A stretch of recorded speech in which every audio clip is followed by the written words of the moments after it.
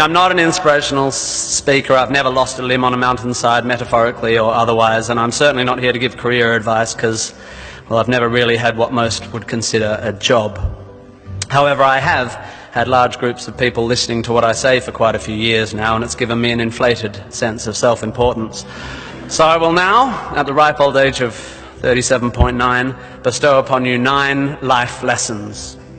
1, you don't have to have a dream. Americans on talent shows always talk about their dreams. Fine, if you have something you've always wanted to do, dreamed of, like in your heart, go for it. After all, it's something to do with your time, chasing a dream. And if it's a big enough one, it'll take you most of your life to achieve, so by the time you get to it and are staring into the abyss of the meaninglessness of your achievement, you'll be almost dead, so it won't matter. I never really had one of these dreams, and so I advocate passionate dedication to the pursuit of short-term goals. Be micro-ambitious. Put your head down and work with pride on whatever is in front of you. You never know where you might end up. Just be aware the next worthy pursuit will probably appear in your periphery, which is why you should be careful of long-term dreams. If you focus too far in front of you, you won't see the shiny thing out the corner of your eye. 2, don't seek happiness. Happiness is like an orgasm. If you think about it too much, it goes away.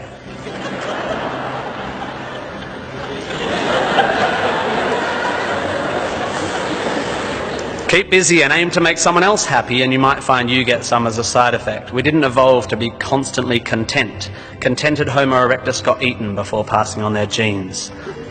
3, remember, it's all luck. You are lucky to be here. You are incalculably lucky to be born. Understanding that you can't truly take credit for your successes, nor truly blame others for their failures, will humble you and make you more compassionate. Empathy is intuitive, but is also something you can work on intellectually. 4, exercise. I'm sorry, you pasty, pale, smoking philosophy grads, arching your eyebrows into a Cartesian curve as you watch the human movement mob winding their way through the miniature traffic cones of their existence. You are wrong and they are right. Well, you're half right. You think, therefore you are, but also you jog, therefore you sleep, therefore you're not overwhelmed by existential angst. You can't be can't, and you don't want to be. Play a sport, do yoga, pump iron, run, whatever, but take care of your body.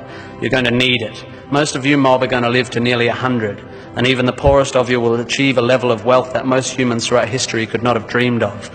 And this long, luxurious life ahead of you is going to make you depressed. 5, be hard on your opinions. A famous bon mot asserts that opinions are like arseholes, and that everyone has one. There is great wisdom in this, but I would add that opinions differ significantly from arseholes, and that yours should be constantly and thoroughly examined.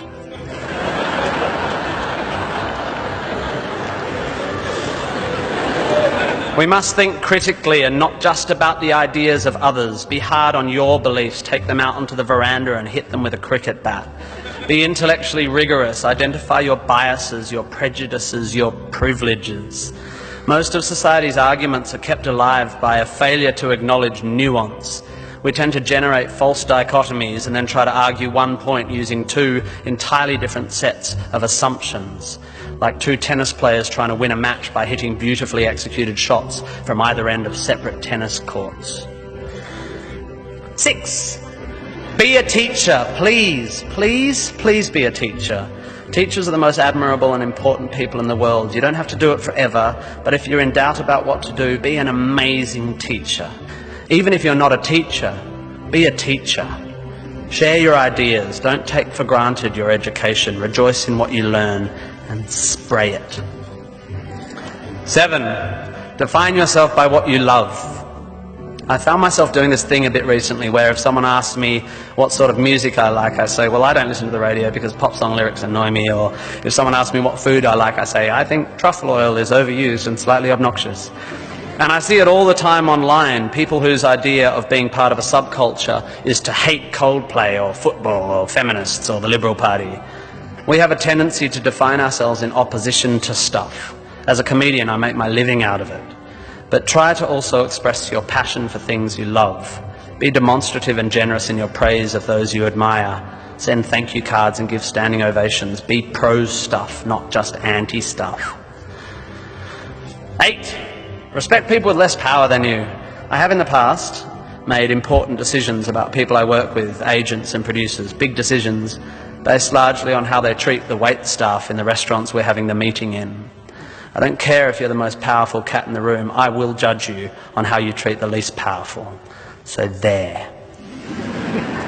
9, finally, don't rush. You don't need to already know what you're going to do with the rest of your life. Don't panic. You will soon be dead. Life will sometimes seem long and tough, and God, it's tiring. And you will sometimes be happy and sometimes sad, and then you'll be old, and then you'll be dead. There is only one sensible thing to do with this empty existence, and that is fill it. Not fill it, fill it. Life is best filled by learning as much as you can about as much as you can, taking pride in whatever you're doing, having compassion, sharing ideas, running, being enthusiastic. And then there's love and travel and wine and sex and art and kids and giving and mountain climbing, but you know all that stuff already. It's an incredibly exciting thing, this one meaningless life of yours. Good luck, and thank you for indulging me.